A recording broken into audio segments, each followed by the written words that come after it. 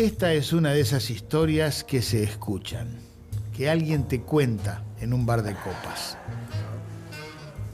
Un bourbon, sin hielo. Sucede a principios de los 70.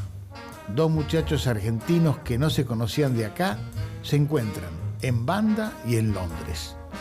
Uno es dibujante, el otro escritor y publicitario.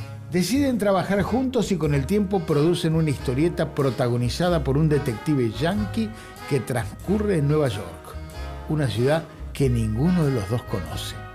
La historieta se publica primero en Italia y después en Francia, y es un éxito de público y sobre todo de crítica. Los argentinos se llaman José Muñoz y Carlos Zampayo. La historieta, Alak Sinner. Que hoy Alak Sinner sea un clásico de la historieta universal se merece un brindis.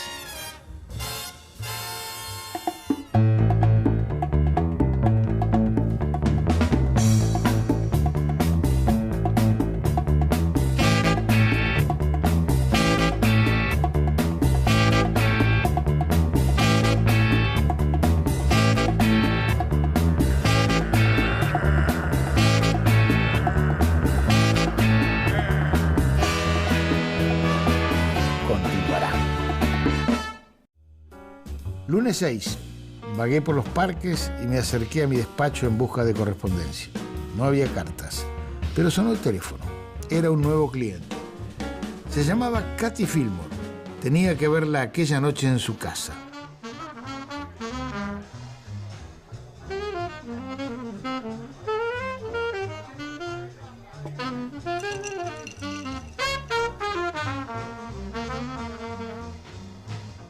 Al mediodía, Nick Martínez me dio información sobre el doctor Endicott.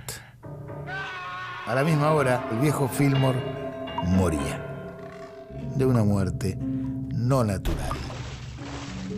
Acompañé a Katy al reconocimiento del cadáver. Jueves 9. El juez fue expeditivo y cerró el caso. Un caso que para mí en realidad estaba empezando.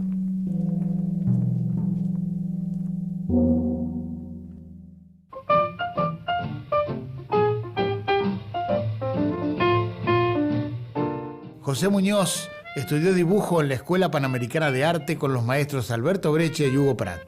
Fue el más joven en terminar los estudios. A los 15 ya trabajaba en su oficio y poco después colaboraba con Francisco Solano López y dibujaba para las revistas de Editorial Frontera. Una sola viñeta de Muñoz basta para transmitirnos la sensación completa de la soledad o el asco que produce la deformidad de una sociedad en su indolencia. Carlos Zampayo, además de uno de los grandes guionistas del género, es escritor, novelista y autor de El lado salvaje de la vida, El año que se escapó el león y de dos libros maravillosos e inclasificables, Memorias de un ladrón de discos y Nuevas aventuras del ladrón de discos. Es realmente un honor tener con nosotros al guionista para hablar de la magnífica obra que creó junto a José Muñoz. ¿Qué tipo de personas eran cuando empezaron? ¿Cómo y dónde? Yo era un escritor incipiente, y lo sigo siendo, y bueno, que había publicado algún cuento, algunos poemas y cosas así. Y él leyó alguna cosa mía, sí, que le dio, un cuento mío que le dio Oscar Zárate en Londres, porque estaba trabajando por una editorial inglesa, haciendo material de encargo. Consideró la posibilidad de trabajar por cuenta propia, porque en ese momento, sobre todo en Italia, había mucho espacio para esto, y vino a verme y nos pusimos de acuerdo. Te quiero decir, el día que vino a verme inventamos Alak Sinner. ¿Eso sucedió en qué año y en qué lugar? Sucedió en el mes de abril de 1974 en Cataluña. ¿Por qué se llama así, Carlitos? ¿Qué nombre es ese? El nombre no sabíamos. Realmente yo creo, teníamos un diccionario en inglés, sí, en Palma de Mallorca. Empezamos a buscar y surgió este Eilak, que es en lengua sajona, pero aceptado en inglés.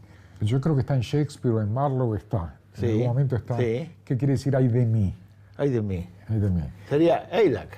Sí, entonces hay de mí, Sinner es pecador, hay de mí pecadores. Hay de mí, pecador. Habría que ponerle Alak, Sinner. Sí, bueno.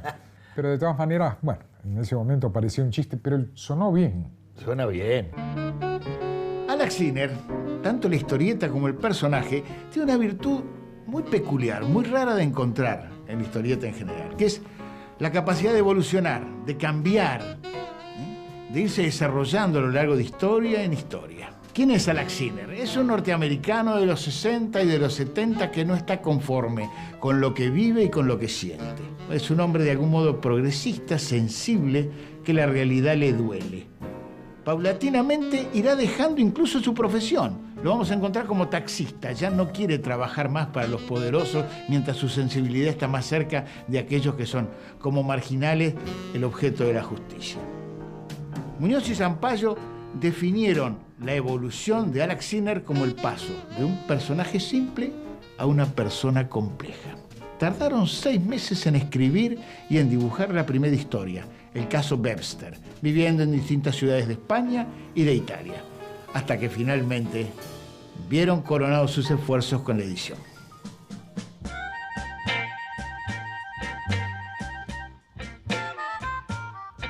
Laura Vázquez es una de las responsables de que la historieta sea considerada como algo serio y se inserte cada vez más en los círculos académicos y universitarios.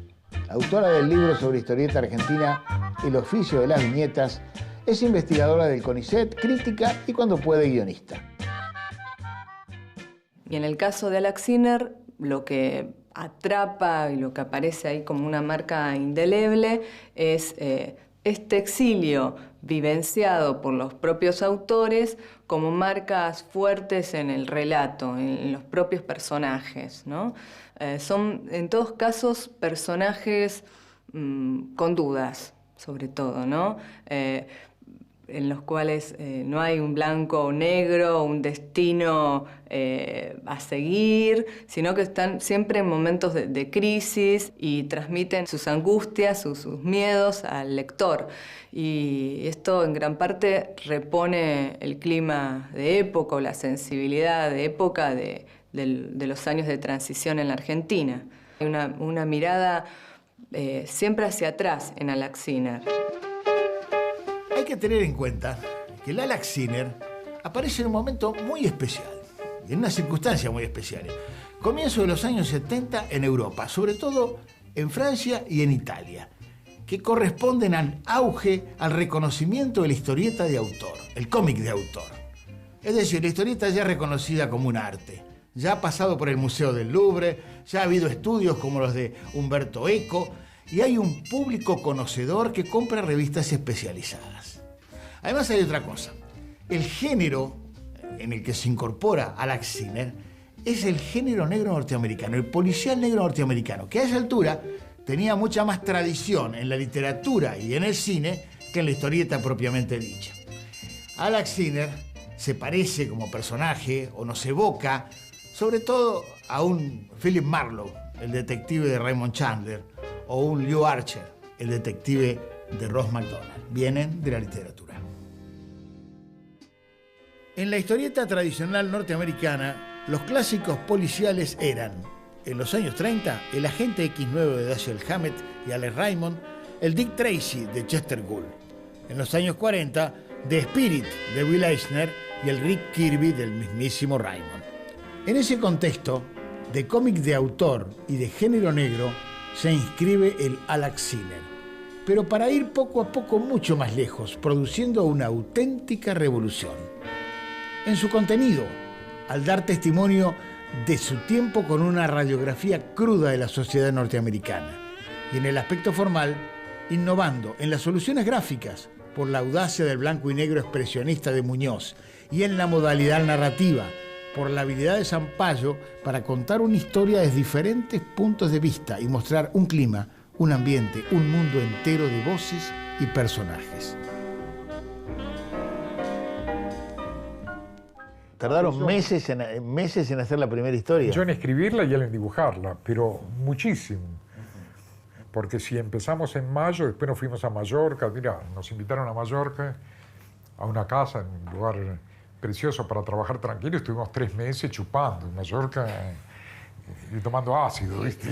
Qué buena vida, ¿no? Cuando lo terminamos viajamos a Italia porque en el ínterin José se consiguió una novia italiana. Sí.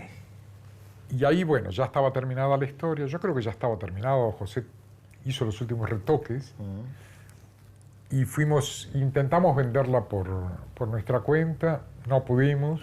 Ahora, caías vos solo como autor con tu revista, con tu historieta terminada, sí, y la presentabas. Teníamos que ir a través de un agente. Entonces fuimos a verlo a Raboni. Marcello Raboni, argentino. Marcelo llamó y dijo, tengo 2 autores, bueno, venga. ¿Él era el agente de qué? Fundamentalmente de Quino. Y Marcelo llamó a Oreste del Bono, conspicua persona, pensante, buen novelista. Y cuando vio dijo, bueno, pero esto es lo que yo estoy esperando, porque le gustaba mucho la serie negra. Claro. Nos publicó en el acto, lo cual significó que teníamos que pagarle el 30% a Marcelo. Ya empezamos, ¿viste? Ya es todo como la Argentina. Hace falta... Así que había que darle... Hace falta gestores intermediarios, por favor. Claro, ahora, la guita estaba bien. Y la guita, de repente apareció guita de la historieta. No era una cosa escandalosa, pero resulta que 2 o 3 meses después, la historieta se vendió en Francia. También. En Charlie Mensuel. Así que salía en el Linus italiano, que salía en Milán, sí, y en el Charlie en París. El momento histórico, el clima político e ideológico en que se produce Alaxiner es muy peculiar. Es el espíritu del mayo francés del 68, es la crítica a la guerra de Vietnam que por entonces estaba languideciendo. Estos 2 argentinos varados en Europa, treintañeros, Muñoz y Zampayo, pelilargos, barbudos, opinadores, contestatarios, artistas de vanguardia, están proponiendo opinar sobre lo que pasa en el corazón del imperio. Y para eso utilizan un género más o menos convencional, el detective privado. Tanto es así que los primeros se presentan como casos, el caso Webster, el caso Fillmore, e incluso la ambientan en una Nueva York que ambos a esa altura desconocían.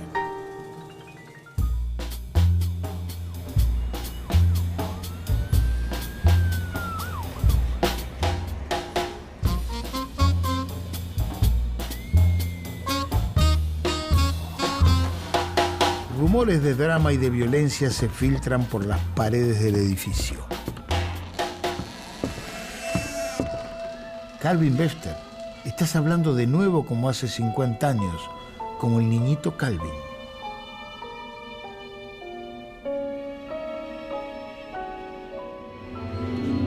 Tú no eres un actor, Calvin Webster. Lo tuyo no es una comedia. Te ocurre algo simple y horrible. Estás loco.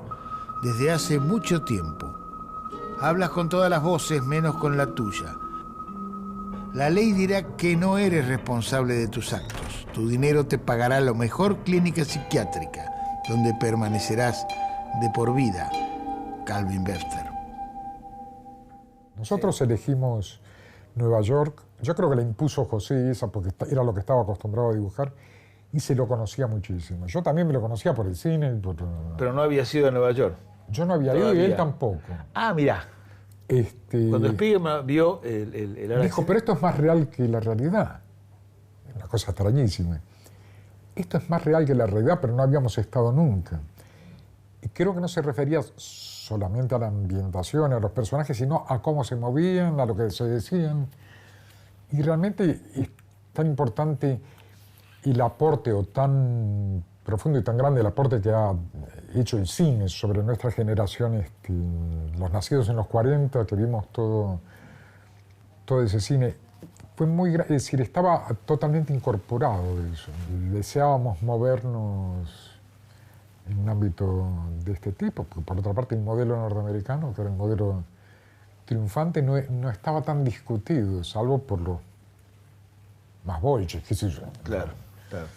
Son 2 autores argentinos, emigrados, que trabajan para el mercado europeo, que escriben y dibujan una historieta ambientada en Estados Unidos, en Nueva York. Sí. Son 3. El lugar de origen, la cultura de origen, el lugar de consumo, publicación y circulación, y el tema, hablar del imperio, porque en última instancia están hablando del siglo XX, están hablando del imperio. Pero sin duda, además... El corazón del imperio. Eso, ¿no?, lo hicimos conscientemente, es decir, y críticamente, no en un sentido panfletario, pero lo hicimos, claro. Claro, porque habla que es un incómodo, es un emergente del imperio, pero es un incómodo en el imperio. Es un tipo que mea en las ruedas de los coches, me gusta mucho.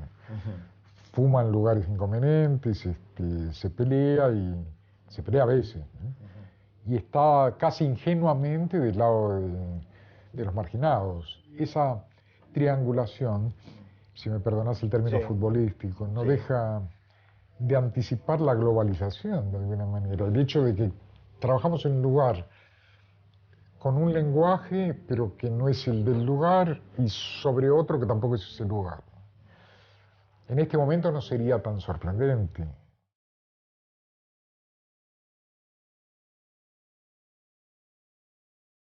El semiólogo Oscar Steinberg es uno de los primeros y mejores estudiosos argentinos de la historieta como género, a la que dedicó libros, cursos y artículos desde fines de los años 60. Cuando Borges imita también lo que podría ser el pensamiento poético de un poeta chino, por momentos, y seguramente cuando escribió esos poemas nunca había estado en China. No hace falta, si total uno trabaja con estereotipos. Es lo que pasa también en este caso, ¿no? Y menos mal que hace eso la gente, ¿no? Porque si siempre no nos nutriéramos de la verdad, del impacto de lo que está ocurriendo socialmente, de manera carnal y verdadera, no entenderíamos nunca nada, o, lo que es mucho peor, nunca creeríamos entender nada, ¿no? Uno también, leyendo a Laxiner, se solaza con el juego sobre una representación de lo social que uno conoce y que leyó en tantos lugares, desde novelas policiales hasta textos de crítica política o manuales de historia. Entre el primer caso del detective privado Laxiner y Conversaciones con Joe, que es un episodio aparte, un raconto a través del cual nos enteramos del pasado del personaje para saber cómo llegó hasta ahí, han pasado nada más que 2 años. Sin embargo, se notan los cambios profundos en Laxiner. En el episodio 3, Viet Blues, Alak mismo es el que anda por Harlem, se encuentra con un negro, pianista de jazz, veterano de Vietnam, que en ese momento está peleando contra su propia adicción a la heroína y contra las mafias locales. Y se involucra espontáneamente sin buscar ninguna recompensa. El personaje de Viet Blues es un radical y le sirve a los autores para contar temas como Vietnam, como la discriminación racial, como el maltrato a las minorías. Loretta parecía asustada de mi aspecto. Mejoré, si sentirse más viejo y magullado significa una mejoría. Pasó una semana. Mis articulaciones volvieron a su sitio y las pocas ideas que me quedaban acerca de la vida se acomodaron plácidamente. John Smith III tocaba con su trío. John se acercó a nosotros, parecía otra persona. Me encontré con los ojos de Olmo. La música era, como siempre, extraña.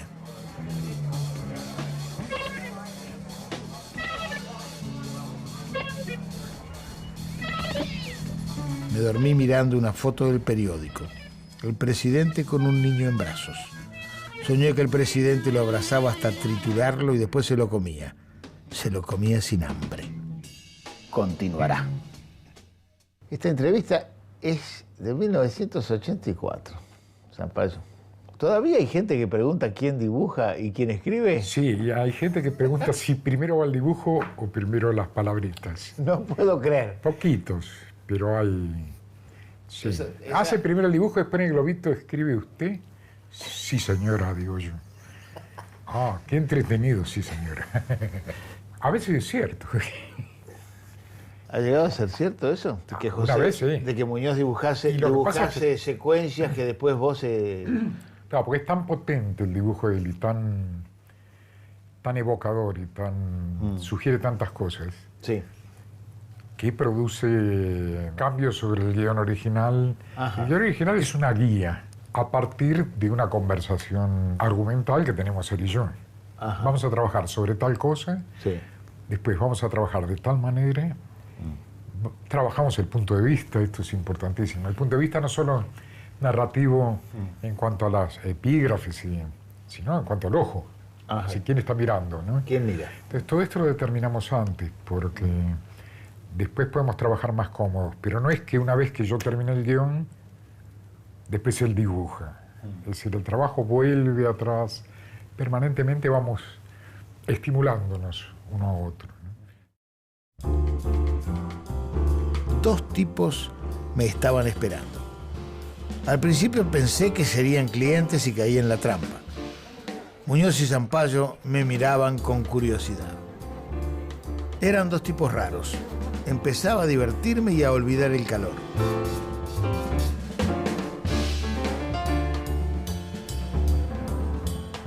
Al día siguiente, a las 9 de la mañana, se sentaron conmigo en la oficina a esperar clientes. Cuando sonó el teléfono, los tres lo miramos al unísono. El tan ansiado cliente era el dueño de un periódico. Fui. Ellos también. Mr. Gross era un perfecto inmoral y no se esforzaba en disimularlo. Muñoz y Zampayo me invitaron a beber unas copas en mi casa. Llegábamos cuando había dos tipos que nos seguían. Un coche con las puertas abiertas nos esperaba. Yo creo que sé defenderme, pero ¿qué iba a ser de los argentinos?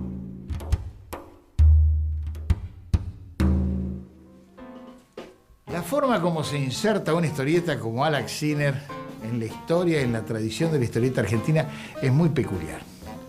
Porque sus autores, siendo argentinos, trabajaron durante mucho tiempo para un público europeo e incluso publicaron sus historietas en un idioma que no era el castellano. Sin embargo, pertenecen plenamente, aunque de una manera lateral, a nuestra tradición historietística. Recién a comienzos de los años 80, a través de ediciones de La Urraca, más puntualmente en la revista Superhumor y en alguna otra, se publicaron las primeras cosas, las primeras historietas, 4 o 5 páginas de Muñoz y Zampayo.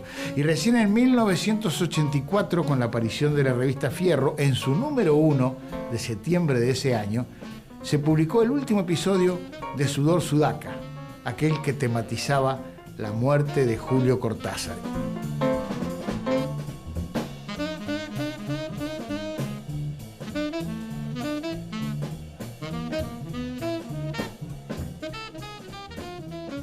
En Alex Sinner y en el resto de nuestra obra está la inclusión de otras lenguas como fondo. Es decir, Voces. Voces. Tenemos voces en francés, en italiano, en inglés. Y las voces, el fondo, los personajes secundarios son importantes en lo que hacemos. Es decir, siempre hay un contexto que para nosotros es importantísimo y esto es lo que da cierto carácter más social, para ser sintético. Mostrar dónde se mueven los personajes que cuentan la historia que estás leyendo. Dónde se mueven puedes leerlo o verlo o no. Es importante que lo hagas como lector. La historia está en primer plano. Aunque no siempre está en primer plano. A veces está en primer plano el fondo y la historia está en una ventana. Pero pasan otras cosas por la calle, ¿no? Continuamente pasan cosas alrededor. Exactamente. Eso lo fuimos inventando poco a poco.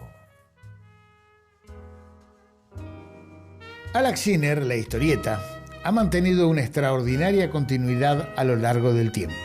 Desde el caso Webster hasta el caso USA, publicado en el 2006, han pasado más de 30 años y muchas historias. Algunos personajes secundarios o lugares han tenido la fuerza suficiente como para convertirse en protagonistas de su propia historia. Es el caso de Sophie y del bar de Joe. De esta última, además, deriva a su vez Sudor Sudaca, primera historieta donde los autores abordaron la temática argentina. Juntos, guionista y dibujante realizaron además una historieta sobre la vida de Billie Holiday, en cuyas páginas aparecen un joven Alex Sinner, y otra que realizan actualmente sobre Carlos Gardel. Alex Sinner y la serie de historias que de él se derivaron constituyen un documento vivo y una prueba irrefutable de que la historieta es un medio apto para contar toda clase de historias, sin ningún tipo de limitación en cuanto al tema y a su modo de tratamiento. Tras un largo y consecuente itinerario, décadas de trabajo en común sin caer en la rutina, el dibujo cada vez más jugado y personal de Muñoz y las historias adultas, abiertas de Sampayo se han hecho inseparables, pero además insoslayables. Nadie como ellos en la historieta y poco fuera de ella han pintado y contado algunos de los aspectos conmovedores, perturbadores de la realidad contemporánea. La dupla Muñoz-Sampayo es una de las más antiguas de la historieta actual. Funciona a distancia y funciona bien.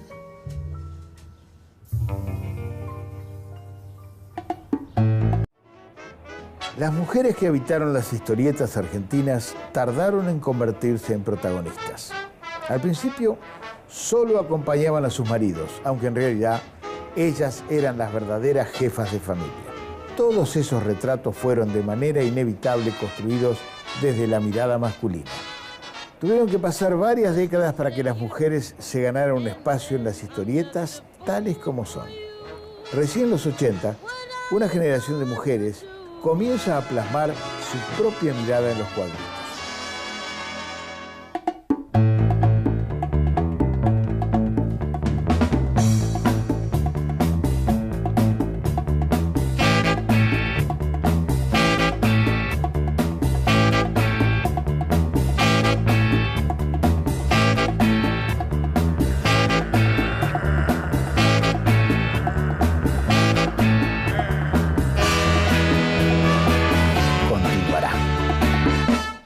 Tardíamente llegaron a la historieta argentina mujeres que no fueran súper hermosas, súper valientes o súper erotizadas.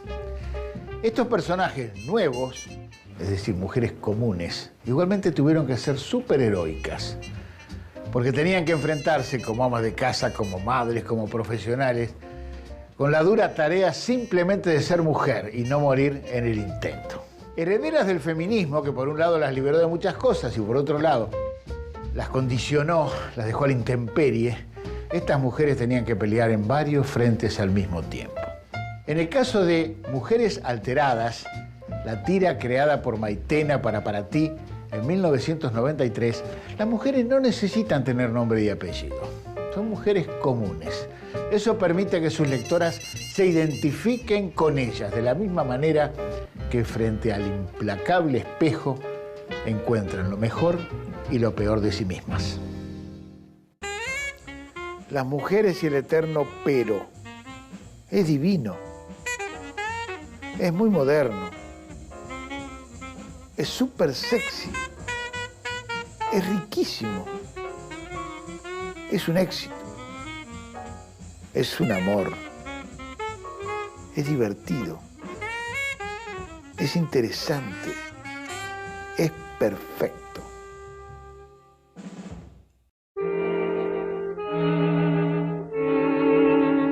Maitena Burundarena nació en Buenos Aires en 1962. Autodidacta, comenzó a dibujar viñetas a los 17 años en la agencia de publicidad donde trabajaba. Poco después, creó la historieta Flo en el diario Tiempo Argentino, que es una nena que tenía mucho del humor adulto y de la reflexión lúcida de Mafalda.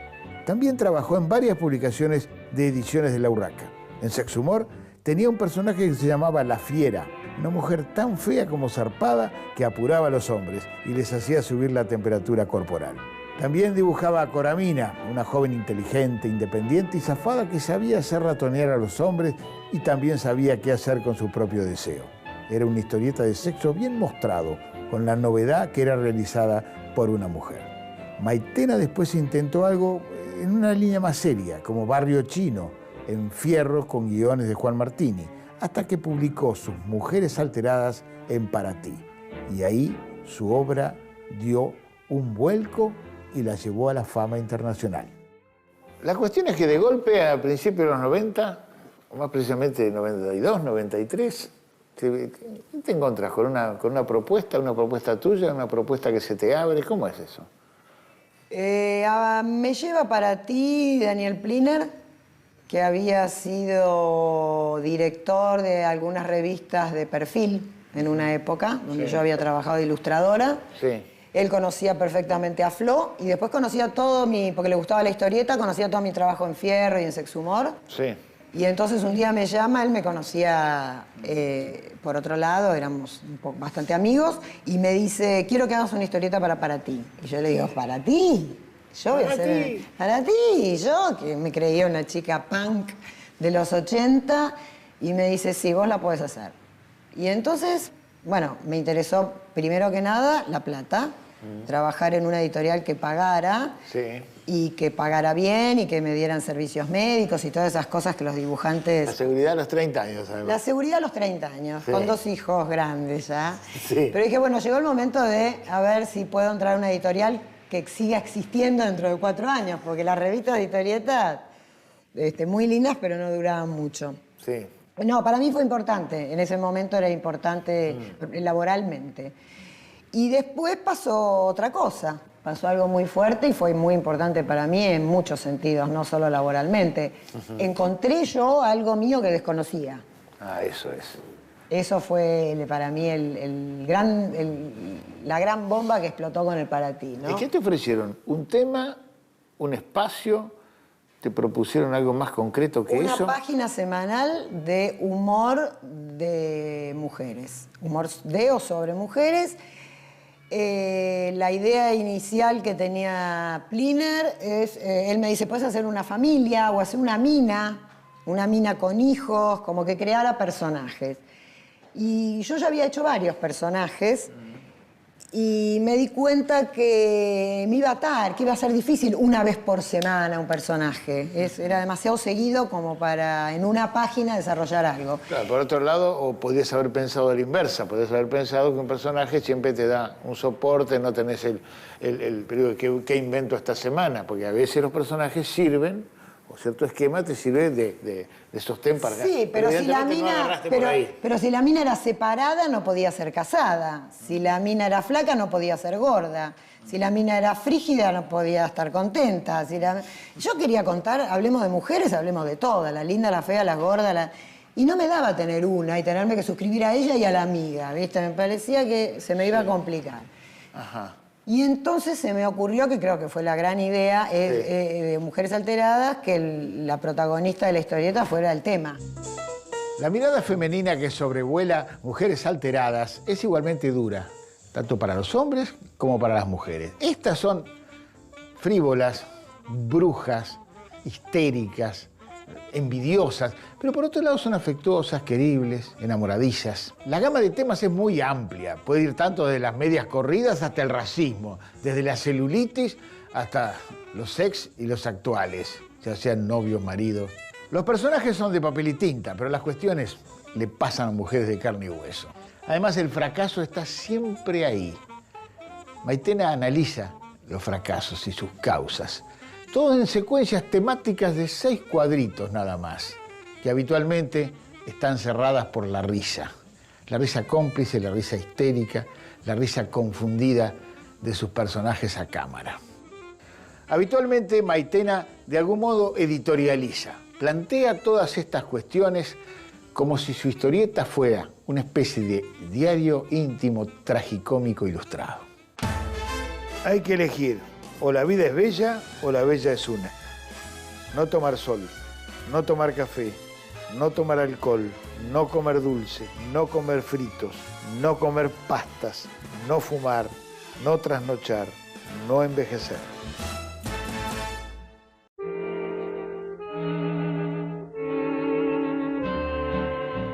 Además de ser egresado de letras y docente de griego, Hernán Martignone ha publicado artículos sobre libros, cine e historieta en diferentes medios. Junto a Mariano Prunes escribió Historietas a Diario, un libro que recorre las tiras de humor más populares que se publicaron desde Mafalda hasta nuestros días. En ese trabajo, entre otros personajes, analiza a las Mujeres Alteradas y a Curvas Peligrosas y Superadas, la saga que Maitena publicó en el diario La Nación. Las tiras de Maitena tienen la particularidad de que no presentan personajes fijos. ¿no? Es siempre una mujer distinta, incluso en cada cuadrito, y ella aprovecha para dibujar peinados distintos, colores de pelos distintos, estilos de mujer distintos. Pero no hay, como en el resto de las tiras, un personaje que diga, bueno, es este que yo identifico con la tira. Entonces, esa es en principio una gran innovación, ¿no? Que no haya personajes. Después está esta cuestión también de que en cada cuadro hay un remate, digamos, ¿no? Frente a la tira común, que tiene el remate al final, ella va construyendo el chiste con un pequeño gag, digamos, en cada una de las viñetas. Entonces eso también es maravilloso porque además de potenciar, digamos, su capacidad de observación de diversas situaciones de un mismo tema, ella siempre mete un chiste por viñeta, una observación ácida, una ironía, algo con el dibujo, ¿no? Caras, pequeños gestos, y eso es lo que la hace distinta de todo lo que hay, digamos, en el humor gráfico, ¿no? La diferencia básica entre lo que son las mujeres de las historietas de los 50 o las chicas de Divito, ¿no? Por un lado, la mujer fatal, y personajes como Pochita Morfoni, por ejemplo, ya bastante en otro perfil un poco distinto, tienen, digamos, dos características. Primero, que Maitena es una mujer, ¿no? Haciendo mujeres. Y por otra parte, las mujeres de Maitena son de alguna manera estereotipos, como esos personajes también, ¿no? Pero de una variedad tremenda, ¿no? O sea, todas las situaciones pueden ser vividas por una mujer de Maitena, todas, absolutamente. Los otros personajes se acotaban siempre a algo muy básico, digamos, ¿no? Muy del perfil que le habían trazado. ¿Cómo puedes describir esto? ¿Qué es esto? Esto tiene un título desglosado después en 6 momentos o 6 circunstancias o 6 variantes, ¿no? Vos haces una serie, cada paginita es una serie, es una pequeña serie de cosas. Yo después de hacerlo descubrí que ya lo hacía Calé. Por ejemplo. Que ya lo hacían... No tan sistemáticamente, pero de algún modo. Lo hacían en la revista Mad, que yo leía cuando era chica. Es un tipo de humor, un humor de caras y caretas, si querés, ¿no? El compadrito, el elegante, las 6 cosas, los tips de las cosas, como buscar de un tema qué podés decir, todo lo que podés decir de ese tema. Esa fue la forma. Lo raro para mí fue encontrar la manera de que lo pudieras leer linealmente como una historieta y no te encontraras compartimentos estancos. Claro. Yo escribía el título y todo lo amarillo esto. Sí. Eso se lee solo. Sí. Y lo otro, de alguna manera, ilustraba esto. Ilustraba cada Pero cosa. traté siempre de que contara otra cosa. De que el ejemplo no fuera O sea, que mover un poquito. No, que no fuera dos veces las cosas. Exactamente. Ser flaca. ¿Hay algo mejor que ser linda? ¿Hay algo mejor que ser joven? ¿Hay algo mejor que ser elegante? ¿Hay algo más lindo que ser exitosa? ¿Hay algo más lindo que ser famosa?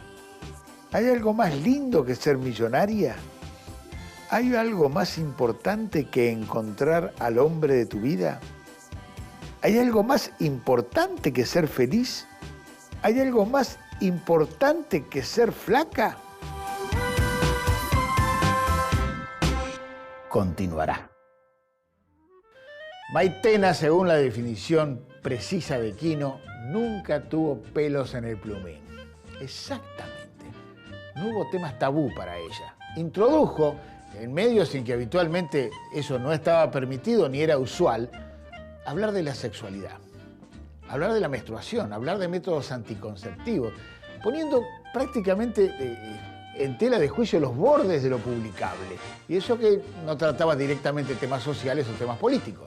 Además, con mordaz ironía y con gran poder de observación, la autora no culpabiliza a los hombres de todo lo que les pasa a las mujeres. Al contrario, son ellas las que no saben ocupar su lugar o no le ponen límites o se regodean en la insatisfacción o en la frustración.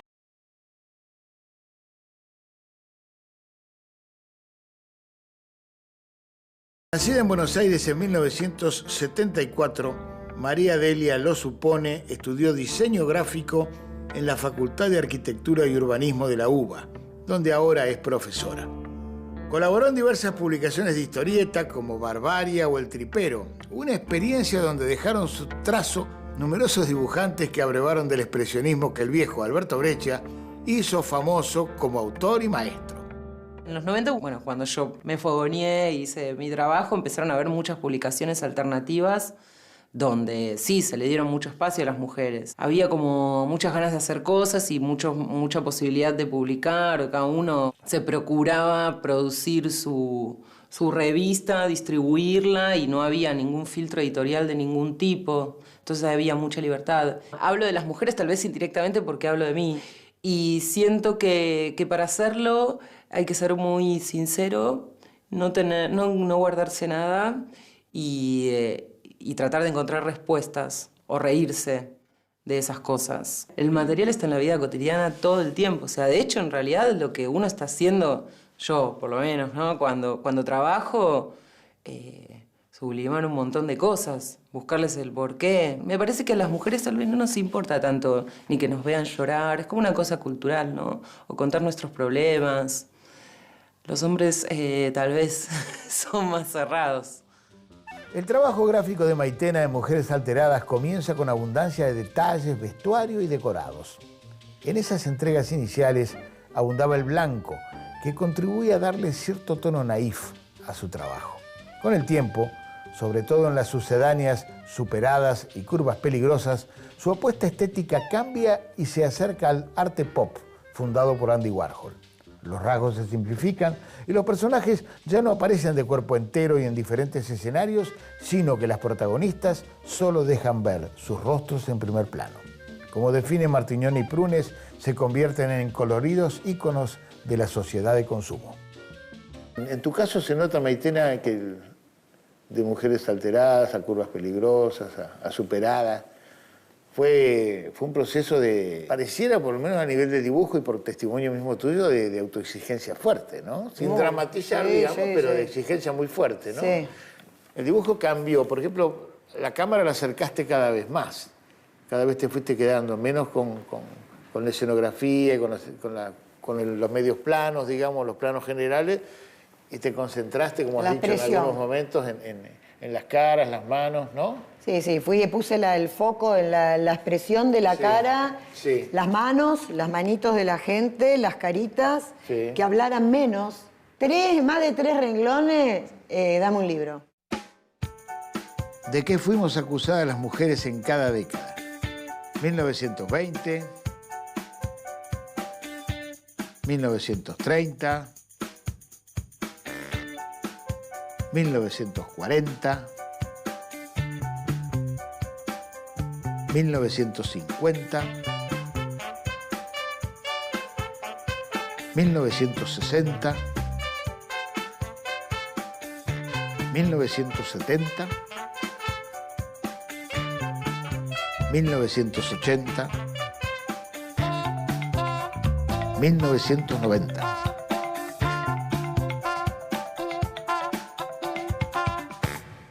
Los personajes no parecen interesarse por otra cosa que no sea su propio ombligo.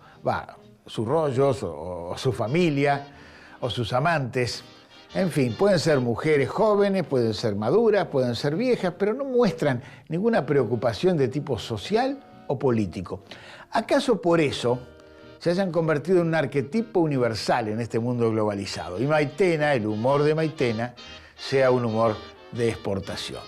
Sus historietas se publican tanto en La Estampa de Roma, como en El País, en Madrid o como en El Mercurio de Chile. Y se ha traducido a decenas de idiomas en todo el mundo. Pero ¿por qué hay tan pocas humoristas mujeres? No, ¿por qué hay tan pocas? No. ¿Por qué no hay? Es la pregunta que ¿Yo quién soy? Me contesta. Claro, yo en general mi respuesta de frase hecha era: yo no te lo puedo contestar porque a mí no me pasa, porque yo soy. O sea, para mí hay mujeres humoristas. En realidad lo que pasa es que no se conocen tanto como se conocen los hombres humoristas, qué sé yo. Eso no sé por qué razón será. Pero hay humoristas mujeres. Lo que pasa es que el humor de las mujeres a veces en general, está orientado a las mujeres, no a los hombres. Entonces puede ser que a veces los hombres no tengan idea de que hay humoristas mujeres, porque ni siquiera los leen, porque no los entienden, porque es un humor que sienten que no es para ellos. Claro. Que no los convoca. Como si fuera dialectal, como si fuera más... Sí, y hay una cosa también un poco militante a veces en el humor hecho por mujeres para mujeres. Entonces yo creo que también... Hay tipos que eso les provoca rechazo, y tienen razón porque a mí también me pasa. Claro. Y entonces no lo consideran humor, lo consideran panfleto. Claro. No consideran que eso es humor. Claro. Pero bueno, después hay un montón. Claire Breteller, a mí, yo nombro a Claire porque es mi favorita, ¿no? Sí, la francesa fue la verdad que la que marcó la impronta de cierto tipo de humor y cierto tipo de aproximación. La Claire Breteller, Le Frustré, Los Frustrados y toda esa celulite y tantas maravillas. Pero ella, lo que tiene el trabajo de ella, que es donde yo me siento cerca, el humor que mi trabajo se siente cerca, es que el humor de Claire Breteller era un humor que también divertía a los hombres. Totalmente. Era todo lo que yo quería hacer. Además de ser inteligente, era tan linda. Dibujaba bien, era inteligente, era todo lo que yo quería hacer. Rubia, después me hice rubia como ella, todo.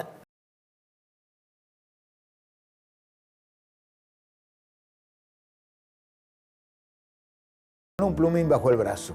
Hija del mítico Alberto Breccia y hermana de los también dibujantes, el historietista Enrique Breccia y de su hermana, la ilustradora Cristina Breccia, es otra de las mujeres que contribuyó a darle un punto de vista femenino al cómic nacional a partir de los 80.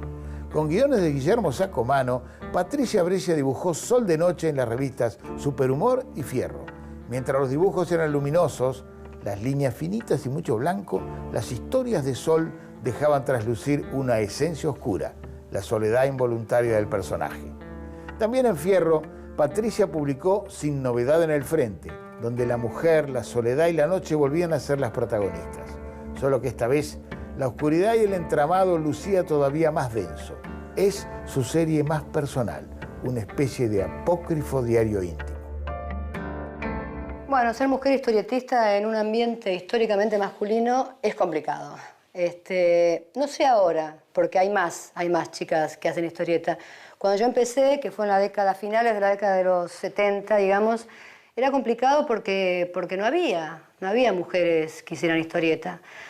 Estaba Marta Barnes en su momento, que fue una historietista que laburaba para Columba, pero pasaba un poco desapercibida, pobre. En realidad fue ella una de las primeras mujeres para hacerle honor. Para mí era muy natural laburar de esto, porque yo lo veía a mi viejo, que era historietista, y para mí empezar a hacer historietas era lo más natural. O sea, yo me cuestionaba el hecho de ser mujer. A mí me parece que el guión masculino, el guión que hace que pueda ser un hombre, es más expansivo, como más de aventura, ¿no?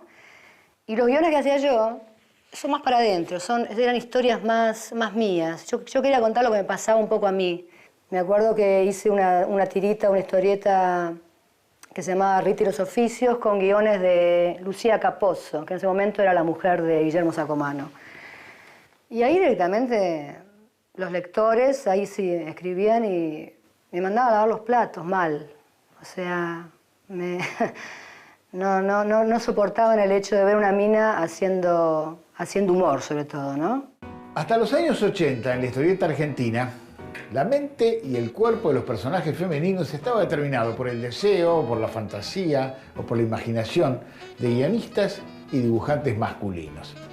Fue necesario que aparecieran una serie de notables creadoras, Patricia Breccia, María Alcobre, Maitena, Petit Suisse, para que la mujer demostrara que se podía ver a sí misma y que el deseo no era solo patrimonio del sexo masculino.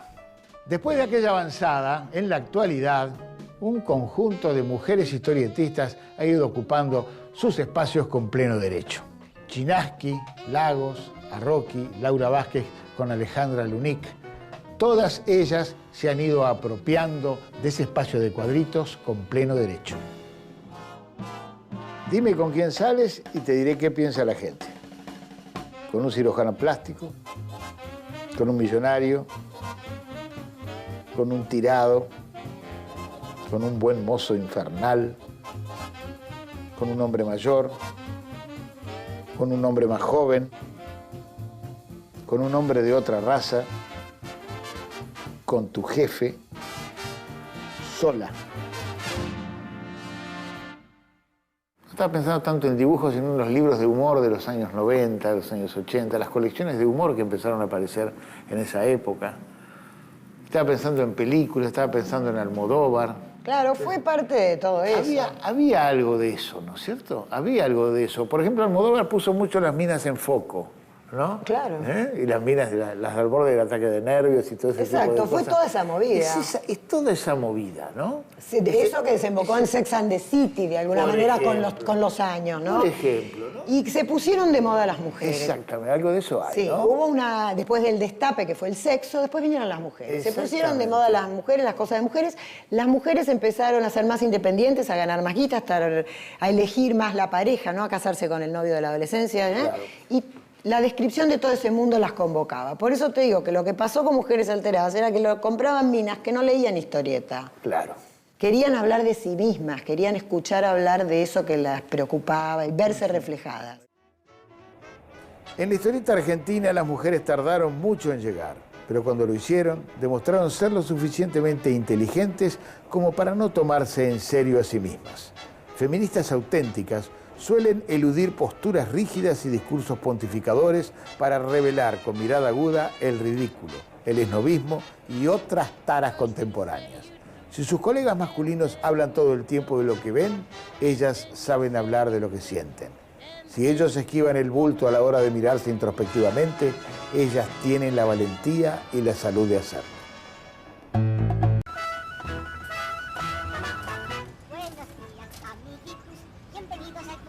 Hijitus, Anteojito, Neurus, los personajes de García Ferrer. Qué curioso, pensar que estuvieron acá durante todos estos años y nadie se ocupó de ellos. Olvidados, acaso un poco ingenuos para estos días. Los miembros de esta troupe entretuvieron a por lo menos 3 generaciones de niñitos argentinos. Me pregunto, ¿de dónde viene este imaginario tan particular?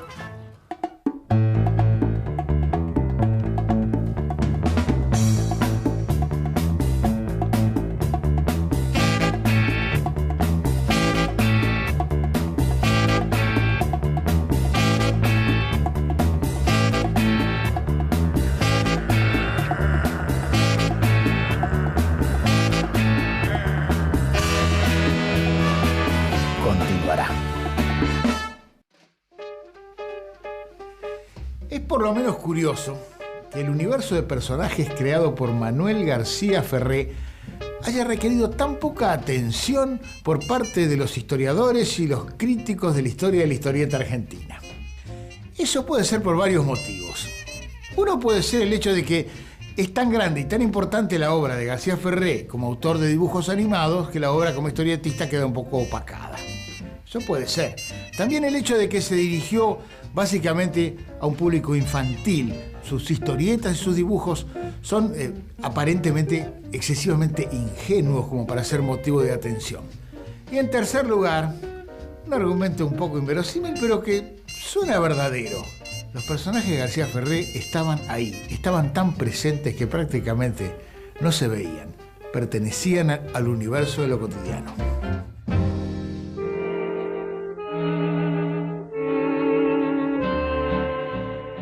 Conozcamos ahora al cerebro creador detrás de esta galería de personajes inolvidables. Nació en España, en Almería más precisamente, y muy joven, como tantos otros dibujantes, comenzó a trabajar profesionalmente haciendo historietas y cortos publicitarios.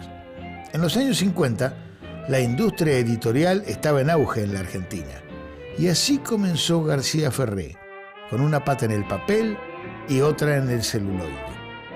Yo llegué a la Argentina a los 17 años. ¿Usted de qué año es, don Manuel? Del 29, octubre del 29. Y llegó a los 17. 17. Estamos hablando plena época de Perón. Sí, primera presidencia. ¿Por qué se vino por acá?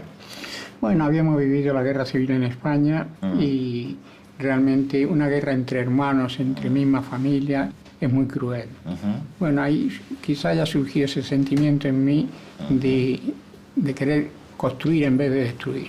Y de ahí surgió quizá el historietista, el ver a la vida como una gran historieta, pero donde hay que ver el lado positivo, construir en vez de destruir. García Ferré comenzó con una historieta magistral que apareció en la revista Villiquen en el año 1952.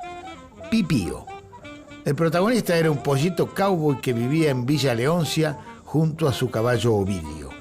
Ya en el nombre del equino encontramos referencias a la cultura clásica de Roma, que será una marca constante en la obra de Don Manuel, como la terminación itus, que proviene al parecer de sus estudios de latín. En esta historieta fueron apareciendo de a poco personajes que, después, García Ferré ubicó en distintos espacios de su universo. Bueno, siempre me ha gustado dar un piso, una referencia para poder mover a mis personajes. En el caso de Historieta Pipío, me ocurrió llamarle a un poblado Villa Leoncia. Posteriormente, con Hijito le llamé Trulalá.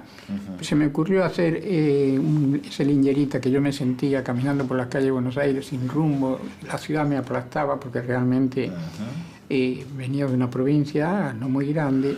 Un día me animo a pedirle una entrevista a Vigil y le ofrecí mi historieta y le llevé regalo un muñequito con 2 cascarones de huevo. Hice un pollito donde se le atranca en el cuello el cascarón y el pollito no puede sacar. Se pone un echarpe, se pone un gorrito y agarra una lingera y se lanza a recorrer el mundo. Y don Constancio, que era un hombre de mucha sensibilidad, dice, mira, vamos a hacer una prueba. Vamos a publicar una doble página a ver qué pasa. Bueno, y empezamos a publicar y estuve 7 años publicando una página en continuidad de Pipío. A partir de la historieta Pipío, Manuel García Ferré creó todo un universo de personajes. Las historias transcurren invariablemente o en Villa Leoncia o en Trulalá. Y los personajes están basados en determinadas referencias. Por ejemplo, pueden ser sectores sociales, pueden ser seres provenientes de otros universos o pueden provenir directamente de la invención desbordada de Manuel García Ferré. Pipío, recién recibido de sheriff en unos cursos rápidos por correspondencia, llegó a Villa Leoncia con su caballo Ovidio en reemplazo del viejito Willy, que ha sido durante 75 años el sheriff de un lejano pueblo del Far West. Pipío, al servicio de la ley y el orden, se hará cargo de mantener la justicia en este pueblo aparentemente pacífico. En el caso de Hijitus es notable, como usted me lo mostraba, el hecho de que, surgió dentro de la historieta con ciertas características y también la evolución gráfica tiene que ver con su evolución anímica, etcétera, etcétera, pero también por el hecho de haber modificado, acá cambiado de medio, cuando nace era un personaje triste, pesimista, que era quizá el estado de ánimo que yo tenía en ese momento. Y transmití y luego lo fui hasta que llegó a ser un personaje muy optimista, positivo 100%, que a lo que me ha llevado la realidad. El comisario surge un día en la grabación donde necesitábamos la justicia. ¿Y qué justicia ponemos que sea cómica? Y me acuerdo que estaba Pelusa y dice, Zacatau o algo así, que se le surgió una palabra, te lo ha dicho, y no, son esas cosas que uno las pesca al vuelo, ¿no? Digo, a ver, que sigue hablando así en correntino. Y tenía mucha gracia Pelusa. Digo, bueno, vamos a hacerlo correntino. ¿Por qué? Por intuición, por un pálpito. Y surgió un personaje muy gracioso. Ahora, a ver, date preso, Zacatau. Aquí nace también en Pipío. Y puede tener ya está en Pipío. Ya está con las características, con las pistolas. Sí. Y es el niño caprichoso. Le puse una personalidad de niño caprichoso, hijo de un multimillonario.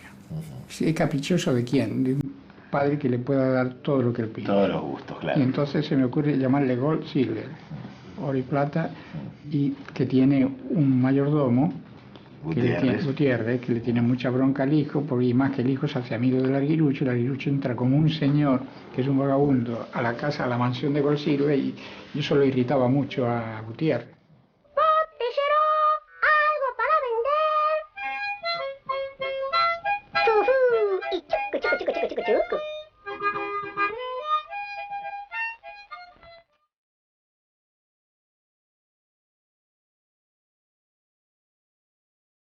El dibujante e historietista Pablo Sapia es un estudioso de la obra de García Ferré, un fanático y un especialista ineludible a la hora de hablar de la historieta donde comenzó todo, Pipío. Pipío es interesante como obra primitiva porque está llena de ideas. Es una aventura de tono de humor absurdo que yo creo que no se había hecho antes en la historieta, ni creo que se hizo después, por lo menos en la historieta argentina, y tampoco encuentro parangón con otros autores, digamos, contemporáneos a García Ferré en ese momento. Estéticamente, la historieta avanza hacia una síntesis y se emparenta con el propio trabajo de García Ferré, que a fines de los 50 empieza con su productora animada, y ahí se ve cierta influencia de los cortos de la UPA de Estados Unidos, que era muy moderno en ese momento. Y los personajes tienden a ser más geométricos en ese sentido, pero en cuanto al clima de las historias y las rimas y las referencias al tango y a otro montón de cosas y al barrio y las señoras haciendo cola en las panaderías y los juegos de palabras y referencias, no sé, al fútbol inclusive, en algún momento nombran a la Bruna en la historieta, la hacen bastante atípica, única y muy interesante también para ver el espíritu de la época. Del Club de Villa Trompeta se acerca el aniversario. La comisión piensa hacer festejos extraordinarios. Todos aportan ideas, cada cual a su manera. Alguien propone, ¿y si hacemos ese día una carrera? Tío Antifaz interviene. Se me ocurre algo mejor. Hagamos una carrera para coches sin motor. Han de ser hechos en casa, estrafalarios y, aclaro, no ganarán los mejores, sino el más feo y más raro. En la obra de García Ferré, acaso no en el dibujo, pero sí en el concepto general, se pueden rastrear varias influencias, o por lo menos algunos modelos que él siguió. El primero determinante es, obviamente, el de Walt Disney. ¿Por qué? En la creación de un universo de personajes diseminados en distintos medios, cohesionados y relacionados entre sí. Y a través de Walt Disney, en el que sería Walt Disney argentino, Dante Quinterno, por sus personajes y además por haber sido el pionero del dibujo animado en nuestro país. Y la tercera influencia es la de Constancio C. Vigil, el director de Editorial Atlántida, creador de la revista Villiquen, y es aquel que le da el concepto didáctico a todo lo que García Ferré realice. Ya dijimos que Trulala, tal como queda consolidado, no es un mundo ideal, pero el bien siempre triunfa. El orden en la ciudad está constantemente amenazado por dos personajes malos, entre comillas, el profesor Neurus y la bruja Cachabacha y su búho. Digo entre comillas porque son tan tontos como malos y tienen un costado tierno o torpe. Los secuaces de Neurus son igualmente extraños e inofensivos: Pucho, Serrucho y Kenchu, más el robot Trucu. El equilibrio entre el bien y el mal en Trulala es siempre precario, a menudo amenazado por la locura y el delirio que acosa a los personajes. ¿Qué, hijito? Conviértete en super hijito y dale a todo el chucu, chucu, chucu mientras yo te cuido la retaguardia. De acuerdo, comisario. Sombrero, sombreritus, conviérteme en super hijitus. ¡Fu, y chucu, chucu, chucu, chucu, chucu!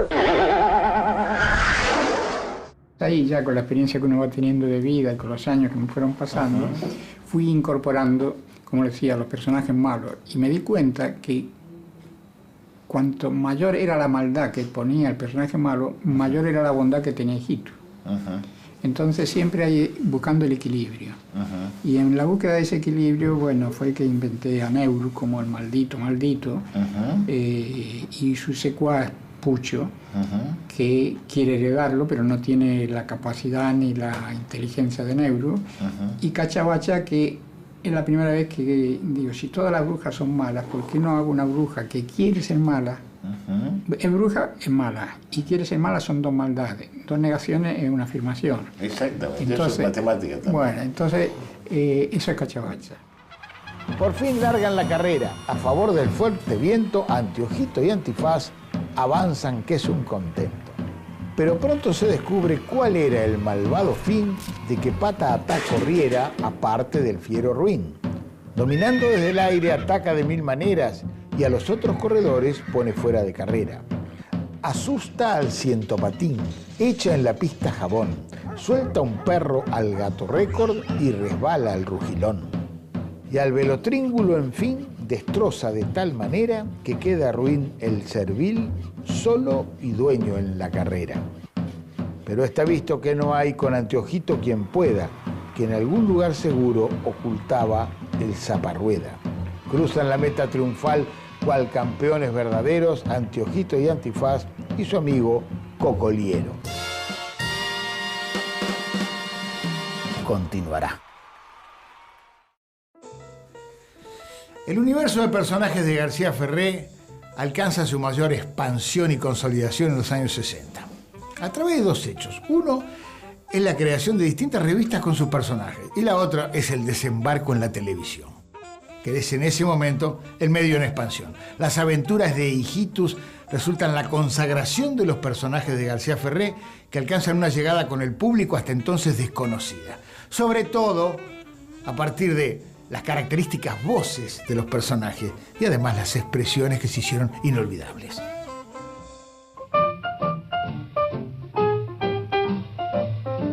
Pedro Domingo Suero, más conocido en el ambiente como Pelusa Suero, trabaja con García Ferré desde hace muchos años.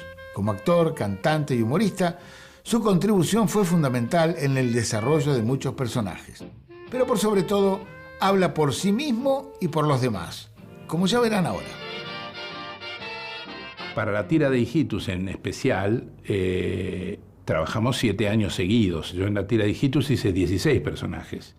Y no me voy a acordar de todos, pero el Arguirucho, Pucho, Serrucho, el profesor Neurus, el búho de la bruja Cachabacha, el director del museo, el comisario Trulalá, que era un personaje que traje yo. Yo había trabajado en la revista Deslocada Y había hecho un personaje, ¿no es cierto?, correntino allá, y entonces lo trajimos para acá y le hicimos hacer el personaje. Entonces acá se creó la frase: camine para allá, lo voy a hacer repimporotear el calabozo. Desacatado.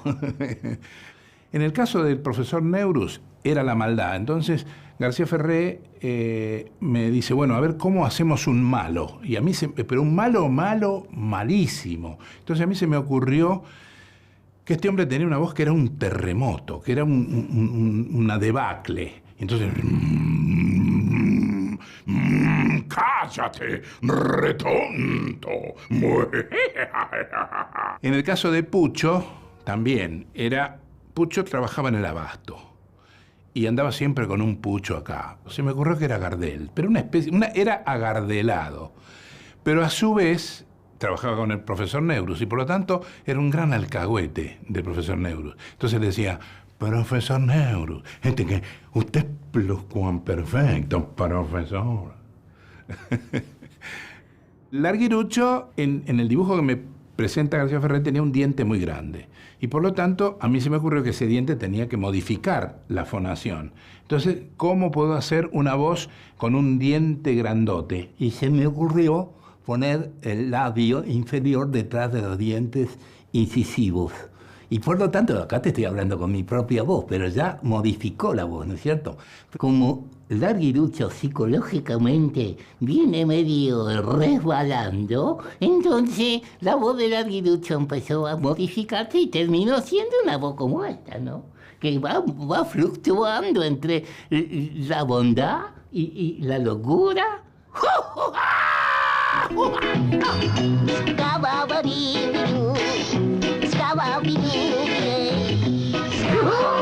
¡Hola, muchachos! ¿Trabajando? Sí, entra y danos una mano, Larguirucho. ¡Vea más fuerte! ¡No te escucho! ¿Quién inventó esos personajes tan extraños como el Boxitracio, como todo ese tipo de cosas? Esos personajes que aparecían ocasionalmente. Sí, tenía el concepto de que la historieta, para que no decayera el interés, cada 3 o 4 meses tenía que ponerle un nuevo personaje, una inyección de algo nuevo. Sí. Porque si no cae en una fórmula, y todo lo que cae en fórmula terminan aburriendo, ¿no? Y así surgió Raimundo, para que vino a este mundo, que lo aportó Bossio, A vos, claro, porque él vivía así, esas cosas, sí. Con ese juego de palabras. Sí. La familia Panconara le agregué después, Kepchum, que era un primo lejano, Trucu. Trucu, el robot. El Vocitracio, no sé si fue Pelusa o de Alessandro el que hizo el y ahí me hizo gracia, digo, hay que crearle, sí. A veces provenían de las voces y otros personajes. Yo nunca he desperdiciado nada, cualquiera puede ser el origen de una idea. Mira, Antiojito, este era Ketchum, el hijo de Doña Marieta. Este era Raimundo. ¿Y este tan simpático quién era? El Vocitracio. Con la consolidación de la editorial y las series y cortos televisivos, García Ferré comenzó un modelo de producción seriada en que todos los productos eran firmados por Producciones García Ferré. Grandes artistas, ilustradores y animadores trabajaron para la empresa. Uno de ellos, Carlos Pérez Agüero, tuvo el privilegio de dibujar a Hijitus y nos puede contar cómo se trabajaba entonces en la empresa. Estaba partida en dos, digamos, la parte editorial y la parte productora de cine y para televisión o para cine, ¿no? Primero están los modelos que hay que respetar. Hijitus tiene una forma, tiene una proporción, una cantidad de cabezas de alto. Todos los personajes se miden por cabezas de alto, digamos, ¿no? Es la medida que tenemos. La personalidad, digamos así, del personaje va de alguna manera estructurando su manera de moverse y todo. Hay cosas que puede hacer Larguirucho que Pucho no las puede hacer. Hay animadores que son más dúctiles que otros. Hay animadores que son más apropiados, que funcionan mejor con tal personaje y no con otro, por la personalidad propia que tiene el artista. García Ferré, si veía algo que se iba demasiado de lo que él quería, por supuesto que lo corregía, ¿no? Aquí era un personaje que quería mucho especialmente y tenía que ser como él lo había dibujado. En eso siempre insistió. Entre mediados de los 60 y la primera mitad de los 70, García Ferré produjo una enorme cantidad de material y sus personajes alcanzaron una popularidad considerable. En 1964 lanzó la revista Anteojito, que junto con su tío Antifaz y el pingüino Petete constituyeron la pata educativa de la empresa, compitiendo con la tradicional revista Villiquen. El niño de los anteojos y su tío habían comenzado siendo protagonistas de avisos y cortos publicitarios, pero dieron un giro pedagógico. El mismo año se lanza Antifaz, con aventuras del tío y su sobrino. Los mismos personajes aparecían en una tira dentro de la revista Anteojitos sin globitos, narrada en verso y siempre con una moraleja, y como corresponde, coronada con un latiguillo. Intríngulis chingulis. Ese mismo año comenzó a emitirse por Canal 9 el Club de Anteojito y Antifaz, y 3 años después el Club de Hijitus en el 13. En 1970 llegaron más publicaciones: Las aventuras y desventuras de Larguirucho y Las aventuras de Hijitus. Al mismo tiempo, Petete aparecía en televisión, acompañado por Gachi Ferrari, siguiendo el modelo del Topo Gillo y Mareco, en un ciclo donde enseñaba, es decir, en diálogos didácticos con fines educativos. El libro gordo de Petete aparecía en fascículos dentro de la revista Anteojito. En fin, un universo de personajes y mundos que estaban íntimamente entrelazados. Una muestra ejemplar de ello es el cine, al que García Ferré se largó por esos años. Esta es la famosa Mitchell americana, entre la película, y aquí hay una grifa que arrastra cuadro a cuadro. Cada vez que uno aprieta acá, pasa un cuadro, de a uno. De a uno. Con este vidrio se aplastaban para que pegara al fondo y no produjera sombras. Era como filmábamos en esa época. Allá van, les daré su merecido. Ya vamos llegando, Pucho. Hagamos un esfuerzo más. Hasta aquí llegaron. ¡Mama! ¡El nene que vuela! Ahora verán. Fufú y chucu, chucu, chucu, chucu, chucu, chucu, chucu. Empecé como hobby sábado y domingo y tiempo libre con una camarita de 16 milímetros a filmar películas mudas con Pipido. y me fui metiendo en el dibujo animado y resolviendo todos los problemas que yo iba y veía en el cine, cómo lo harían, cómo no lo harían. Me dibujé una multiplano para dar la sensación de profundidad con diferentes vidrios. ¿Y con quién hacía ese trabajo? ¿Un trabajo artesanal? Solo. ¿Solo? Sí. Yo recién pude armar como empresa cuando se me ocurrió una idea, cuando empezó la televisión en blanco y negro, que fue en el año 52 o algo así. Sí, más o menos, sí. Y se ponían avisos uno detrás de otro, las tandas de avisos. Sí, a veces las placas de cartón. Sin conexión. Entonces me preparo con otros dos personajes, Anteojito y Antifaz, una serie en que la tanda fuera orgánica. Quiere decir esto, Anteojito para los productos infantiles, Antifaz el tío para los productos adultos. Sí, Anteojito, son los Cunnington de la tribu del Indian Tonic. Tomar hombre blanco. Ser gran honor tomar Indian Tonic Cunnington. Gustó tanto esa serie que estuve casi 5 años produciéndola. El personaje Anteojito se hizo muy popular en esa serie. Compramos esta otra máquina, esta es americana, es una O'Berry, que es la misma con que Disney filmó Bambi, Dumbo. ¿De esta época es? Sí, sí. Ah, la flauta. Estaba en el estudio Disney, era esta misma máquina.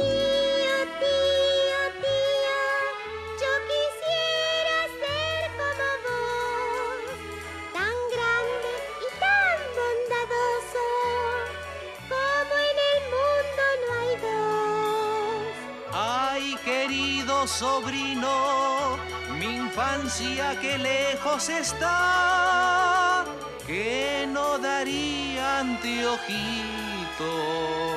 por volver el tiempo atrás. Tony Torres es uno de los mayores especialistas en la obra de Manuel García Ferré. Gran coleccionista de historietas argentinas de todo género, en el caso del autor de Anteojito, tiene mucho para decir en un aspecto que fue esencial en su producción: la explotación comercial de sus personajes en los diversos medios. Me llama la atención de García Ferré la cantidad de personajes distintos que se fueron creando. García Ferré inventó todo un pueblo y además pivotea en distintos personajes. Vos tenés, por un lado, las aventuras de Anteojito, ¿no? Y con su tío Antifaz. Por el otro tenés las aventuras de Hijitus, más allá de lo que pasaba en la tele, en su propia revista, donde el personaje principal es Hijitus y Super Hijitus con Pichichus, y aparece Boaki, por ahí aparece Larguirucho, pero ellos son los personajes principales. En cambio vas a la revista de Larguirucho y tenés todo el mismo combo de personajes secundarios dando vuelta, aparece Boaki, aparece Gold Silver, pero el personaje principal pasa a ser Larguirucho. Entonces, tiene como distintos puntos de dónde agarrarse para contar una historia. No todo era tan blanco y negro. Digo, Larguirucho estaba a veces con los malos y a veces con los buenos. Neurus era un villano, pero no era tan odioso. Y Cachabacha terminaba llorando después de hacer una travesura. No había algo complejo en ese pasar de un bando a otro, sino que se daba en forma natural. Me parece que eso es lo que nos pasaba a nosotros de chicos cuando hacíamos una travesura y después estábamos haciendo los deberes. Para fines de los años 60, los personajes de García Ferré estaban en la prensa escrita, en la tele y en el cine. Constituían una especie de multimedios infantil. Además, como productor de dibujos animados, era el más grande de Latinoamérica. Llegaba a todas partes. Llegaba a España, llegaba a Portugal, a los países del este, a Israel, en todas partes con el mismo éxito. Todo apoyado además con un aparato publicitario que tenía tanto figuritas como caramelos, como discos, como muñecos. García Ferré siempre tuvo un gran instinto comercial para explotar las posibilidades de sus personajes. El último número de la mítica Anteojito salió a fines del 2001. Un año antes, Manuel García Ferré había estrenado la que es hasta ahora su última película, Corazón, las aventuras de Pan Triste. Desde entonces se ha guardado silencio. Claro, sus personajes siguen viviendo en la memoria nostálgica de sus innumerables seguidores. Cómpreme usted, señorito, cómpreme un caramelate. Son muy ricos y muy sanos. Están hechos con esmero, se los aseguro yo. Tra la la la. Intríngulis, chingulis. Y chucu, chucu, chucu, chucu, chucu, chucu, chucu, chucu.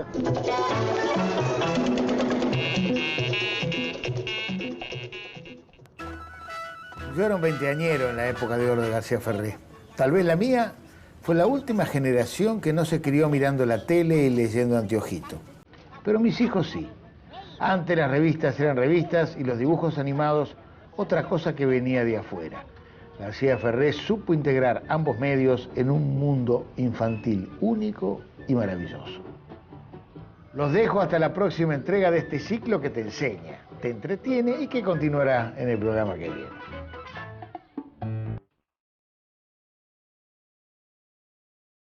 Hay quienes dicen que aquí se fundó la ciudad de Buenos Aires en 1536.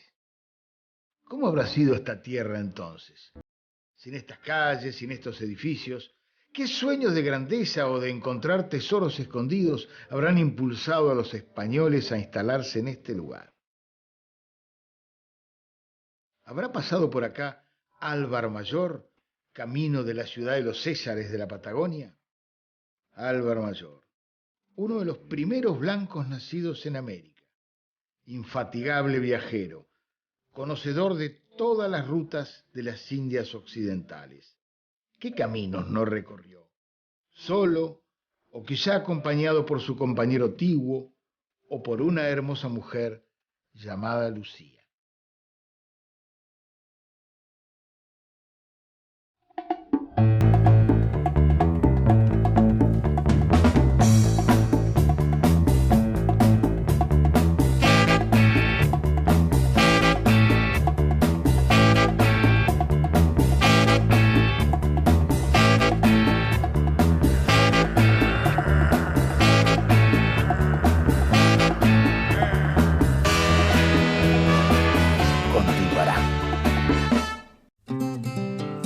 En el número 36 de la revista Scorpio, de octubre de 1977, se anuncian en su tapa dos sucesos importantes: la incorporación del color, toda una innovación, y la publicación de una nueva aventura, Álvar Mayor, con guión de Carlos Trillo y dibujos de Enrique Breccia. Junto con Las Linternas Rojas, la aventura del corto maltés de Hugo Pratt, que ilustra la tapa de la revista, Álvar Mayor es la única coloreada. Otras grandes historietas que comparten este número de Scorpio por ahora continuarán en blanco y negro. Así es el caso del Eternauta 2, de Héctor Oesterheld y Francisco Solano López, Loco Sexton, de Sacomano y Arturo del Castillo, Necrodamus, de Oesterheld y Lalia, Precinto 56, de Ray Collins y Ángel Fernández. Scorpio apuesta a la nueva serie y no se equivoca. Trillo Enrique Breccia demuestra ser con el tiempo una fórmula que nunca falla.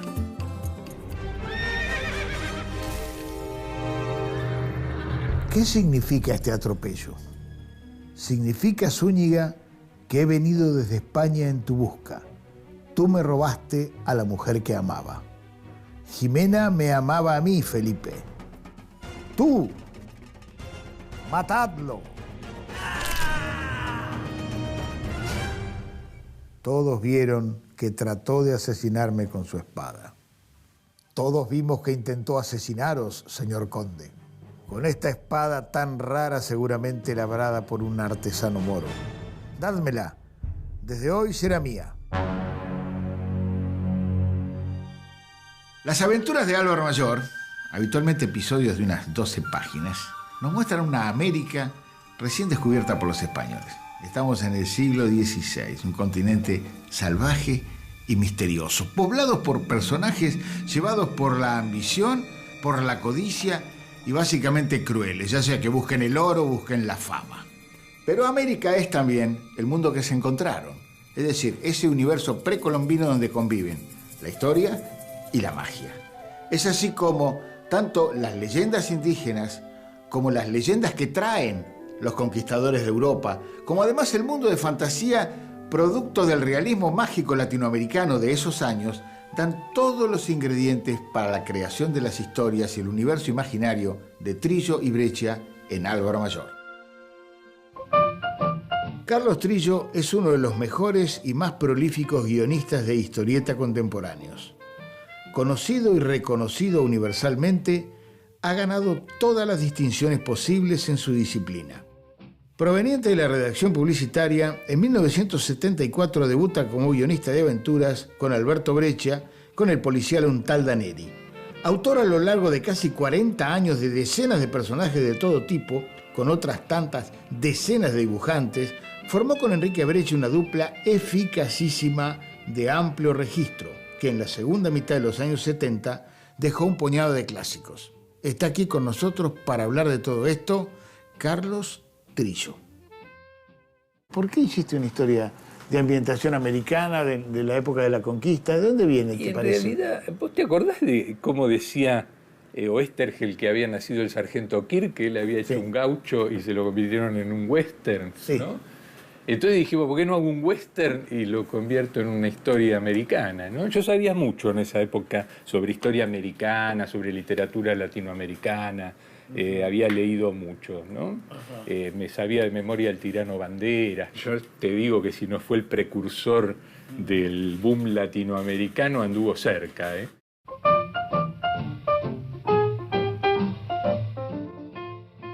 Diego Accorsi es escritor y periodista especializado en el género fantástico, ya se trate de historietas, cine o dibujos animados. Formó parte del proyecto de la Biblioteca Clarín de la Historieta. Con ustedes, Diego Accorsi. Bueno, Álvar Mayor nace en 1977 en la revista Scorpio de Editorial Record. Y en ese momento no existía una historieta que tuviera las características que presenta Álvar Mayor. Principalmente el guionista Carlos Trillo y el dibujante Enrique Breccia es la primera vez que trabajan juntos y el resultado es una amalgama de un guión adulto de aventuras muy inteligente y a la vez un dibujo que es un churrique en su plenitud, en su nueva etapa, un nuevo estilo de dibujo que va perfecto con la aventura y quizá porque Editorial Record y la Scorpio eran lo que se llamaba el mundo de la aventura, generan esta historieta que cuenta las andanzas de un aventurero mestizo, digamos, nacido de español e india en Perú, en la época de la colonia. Y el padre de Álvar Mayor es el cartógrafo de Pizarro, un tipo que parecía ser bastante nefasto, tanto Pizarro como el padre de Álvar. Álvar se dedica, quizás le tira la sangre para la aventura, para meterse a explorar ese mundo fantástico que era las leyendas preincaicas, o incaicas, digamos, las leyendas que hacían, por un lado, que los españoles se animaran a meterse en el Amazonas o a recorrer los Andes, y por otro lado tenía esa habilidad del español, o esa necesidad del español de encontrar el oro, de encontrar la tierra prometida que venían buscando los españoles en América. Entonces, Álvar es una especie de guía de diferentes personajes que quieren ir recorriendo o buscando, encontrando estas cosas y se van metiendo en aventuras. Al hablar de Álvar Mayor, de la revista Scorpio, tenemos que hablar también de Ediciones Record, la casa editorial. ¿Por qué? Porque Ediciones Record actualiza en los años 70 la relación tan íntima que existió siempre en la historieta argentina moderna entre los autores argentinos y la industria editorial italiana. En los primeros años de la década del 70, la historieta argentina resurge. Un papel fundamental lo cumple una editorial italiana, Eura, que pone casa en Buenos Aires, Ediciones Record. Primero, trae fotonovelas. Esas fotonovelas son fotonovelas erótico-criminales, como Killing, como Namur, que funcionan bien, pero en determinado momento decide entrar a competir en el campo de la historieta. La intención es hacer revistas para competir con Columba, que en ese momento maneja el mercado con D'Artagnan, el Tony, Fantasía, etc.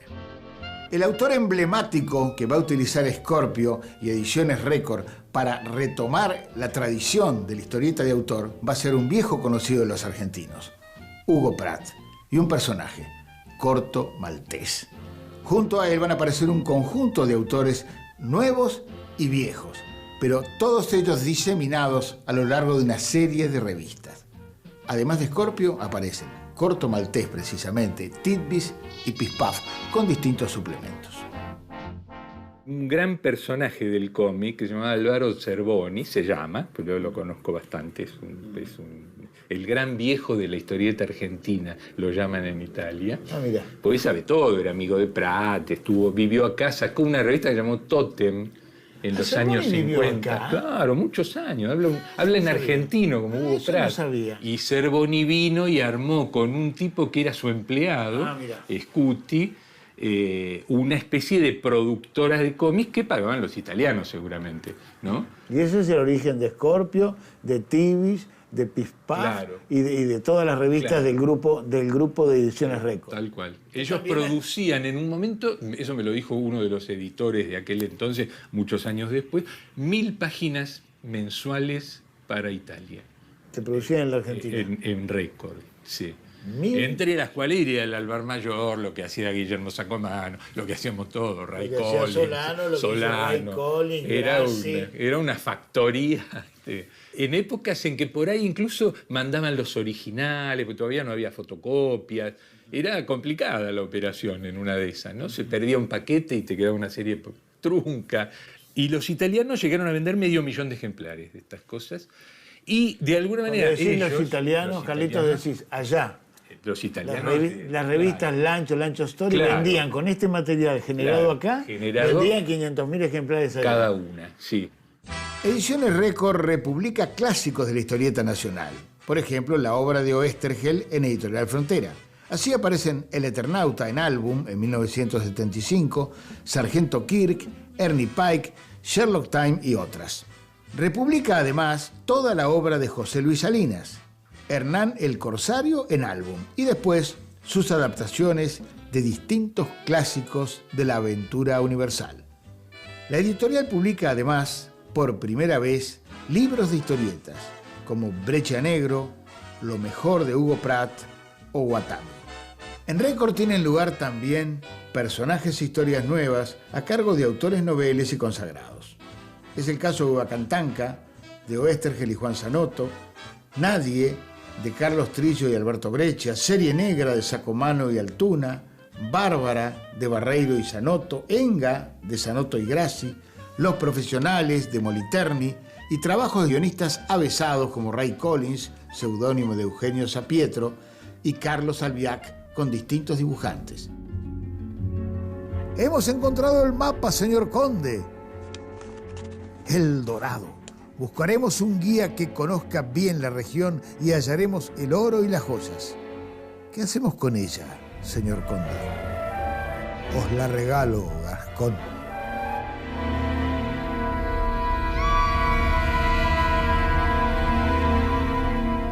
Señor Conde, afuera hay un hombre y un indio que vienen por vuestro bando pidiendo guía. Que pasen.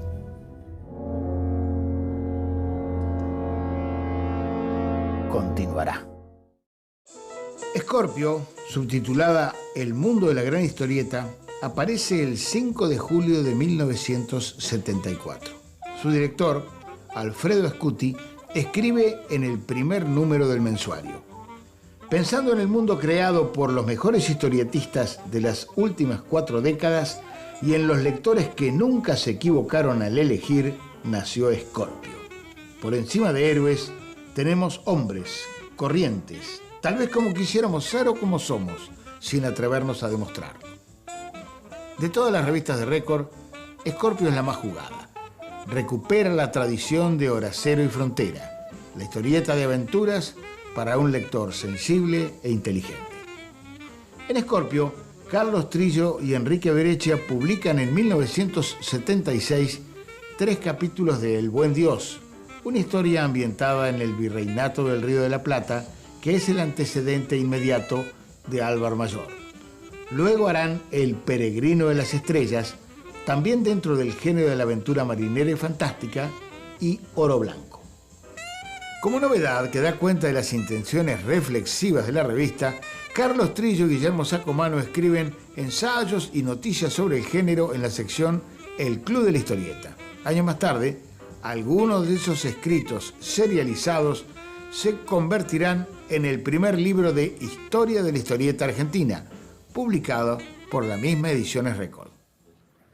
El Scorpio yo creo que ni siquiera competía con Columba, ¿no? En realidad se parecía muy poco a las revistas de Columba y me parece que recapturaba, esta es una teoría mía, tómenla o déjenla, recapturaba los lectores que habían quedado sin nada que leer de historietas por la desaparición de Hora Cero. Probablemente sea eso, ¿no? Es exactamente así, Carlos. Yo tenía, en el año 74, yo volví a comprar una revista de historietas. Yo también. Yo que era un pibe que había dejado de leerlas a los 14 años, volví a comprar una revista de historietas a los 28. Claro, sí. A los 28 años volví a... ¿Por qué? Porque vi a Hugo Pratt. Vi en la tapa del Escorpio, vi a un marinero que no conocía, pero era el dibujo de Hugo, y que era el corto maltés. Y volvimos a leer historietas cuando ya estábamos en otra etapa de nuestra vida. Sí, ya no éramos adolescentes, sino que vos estabas trabajando, escribías, y yo era docente de literatura y escribía. Claro. Y volvimos a acercarnos a la historieta por ese lado. Es cierto. ¿No? A partir de Escorpio. Las historietas de Escorpio y las de Ediciones Récord en general están pensadas por un doble público, el argentino y el italiano o europeo en general. Y en el caso puntual de Álvar, es una historieta que muestra un mundo de América muy influido por esa imagen del boom propio del realismo mágico latinoamericano vigente en aquellos años. Me refiero a la literatura, a las novelas de García Márquez, a Carlos Fuentes, a Juan Rulfo, a Alejo Carpentier, incluso de Cortázar. Ese mundo mágico de Latinoamérica es el que está en Álvar Mayor y que se lee en Italia. Claro, esa mezcla de realidad y fantasía va decantando paulatinamente hacia lo fantástico en Álvar Mayor. Al principio, las grandes leyendas como El Dorado o la ciudad dorada de los Incas aparecen explícitamente mostradas, pero nunca se llega hacia ellas. Luego Álvar va a guiar a distintos ambiciosos conquistadores, hombres crueles, hacia el collar de Quetzalcóatl, hacia la fuente de la juventud, hacia el río que devuelve la vida a los muertos. Nunca llegarán hasta ahí. Álvar permanecerá siempre al margen, seguirá su camino.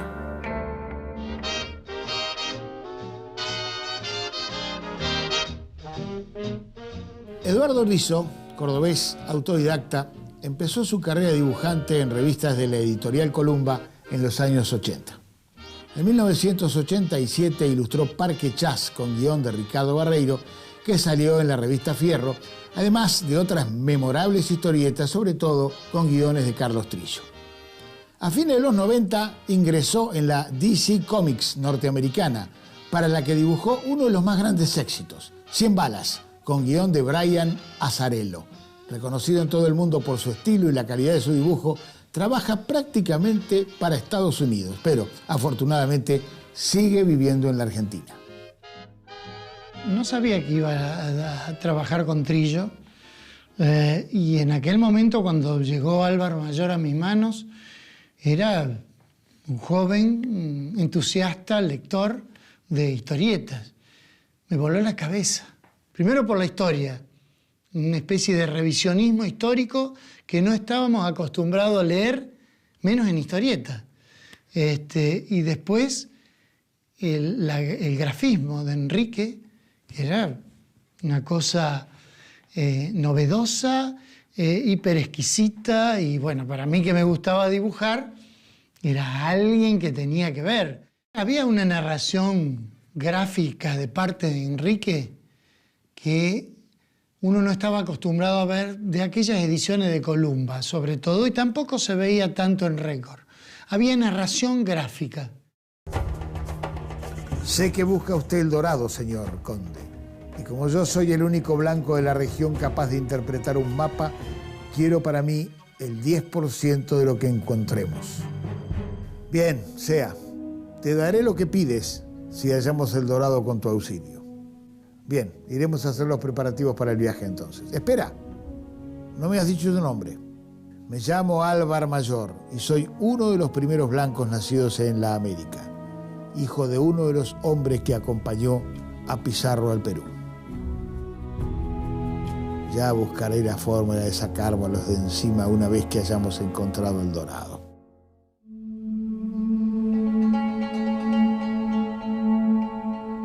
Paulatinamente, en las aventuras de Álvar Mayor, lo real y lo mágico comienzan a entremezclarse. paulatinamente la fantasía va ganando terreno. Y eso se debe a las historias de Trillo, pero sobre todo a la fuerza, al impulso del dibujo de Enrique Breccia.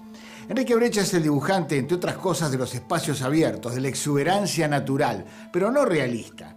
Es una exuberancia atravesada por la violencia y por el grotesco, por un humor muy negro y muy sórdido.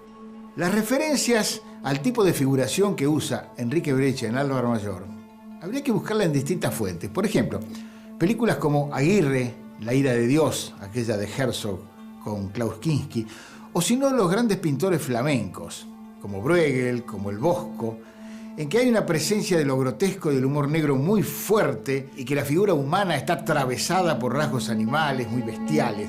Por ahí viene el dibujo de Enrique. Además, para las zonas oníricas o para las zonas del pasado o para la rememoración, utiliza la línea blanca, esa otra mano de Enrique Breccia que utilizaría luego en historietas como Los enigmas del Pami y varias más. Álvaro Mayor pertenece a la tradición de los personajes sin superpoderes, los héroes humanos. En eso está en la tradición argentina fundada por Héctor Germán Oesterheld. Claro, pero el personaje de Trillo tiene otros rasgos. Es en principio un solitario trashumante, un andariego de toda América, que como todo solitario suele tener un compañero de otra raza, en este caso Tiguo, y suele tener una mujer en su pasado y en el futuro, Lucía. A lo largo de las distintas aventuras vamos enterándonos de cosas de la vida de Álvaro. Por ejemplo, que su padre era uno de los tantos ambiciosos cegados por el oro que siguieron a Pizarro, o que su madre murió en la hoguera. Incluso lo vemos en su actitud mucho más cercano a los primitivos habitantes de América que a los conquistadores. Ahora, no siempre los españoles son los malos, los indios son los buenos, sino que hay toda una gama de personajes que viven distintos avatares. Incluso a veces Álvar, que siempre muestra predilección por las causas de los más débiles, suele equivocarse. Tal es el caso de una de las historias, Fernanda Álvarez Cae, en la cual Álvar recibe el llamado de un amigo de su padre, el cual, habiendo sido desplazado de su cargo de gobernador, pide su auxilio. Él lo hace, pero bueno, a lo largo de la historia se va a enterar de un pasado de injusticias, de crueldades y de arbitrariedades que definían a este personaje al que él ayuda. Según el mapa, el primer indicio de que El Dorado está próximo es una estatua de piedra con cuerpo de hombre y cabeza de tigre. Sí, y si seguimos derecho en la dirección en que vamos, hallaremos esa estatua. ¡Mirad allí! Entonces es verdad. El Dorado existe y debe estar junto al próximo arroyo que crucemos. Tenemos que seguir en aquella dirección, simplemente. El Dorado será todo para mí. ¿Por qué repartir a mi riqueza con este advenedizo?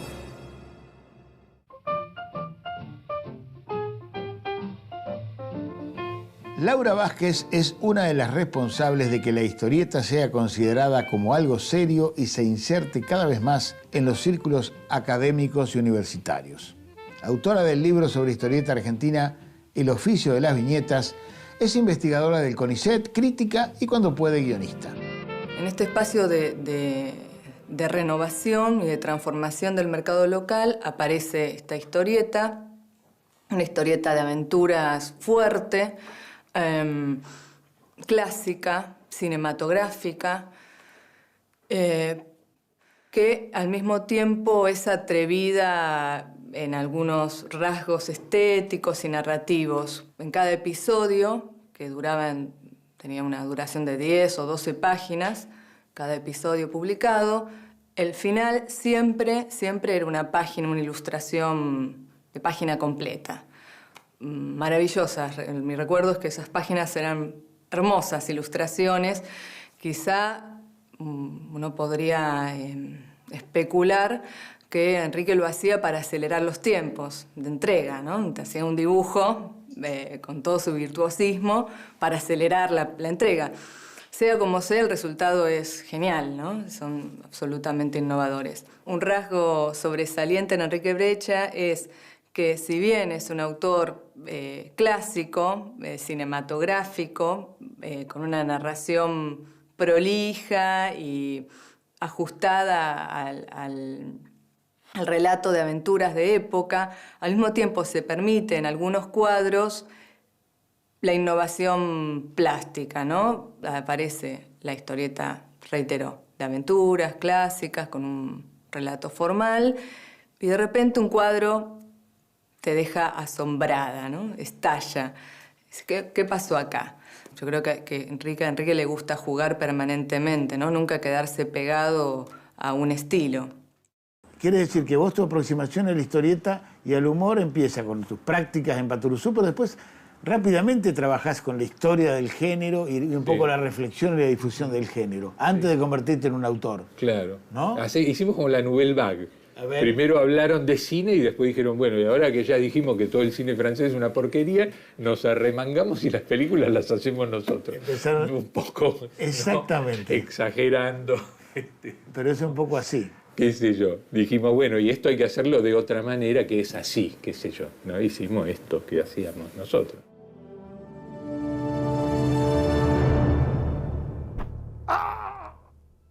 Te quiso matar con una piedra. Suerte que yo los seguí siempre de cerca con mi cerbatana. ¡Me muero! Oh, no, no te mueres. Antes de ello, vas a sufrir los más terribles dolores que puedas imaginar. El mapa del Dorado lo hizo mi padre, cartógrafo de Pizarro. Y yo quería hacer la expedición en su busca junto a Zúñiga, que era mi amigo. ¡Ah! Por el amor de Dios, no aguanto más este dolor, mátame. Prefiero que te mate Zúñiga, conde de Lérida. Su espada lo hará si tu mano la ayuda un poco. Vamos, Tiguo. A sus espaldas se escucha un jadeo breve y luego el silencio. La espada de un hombre muerto ha hecho justicia.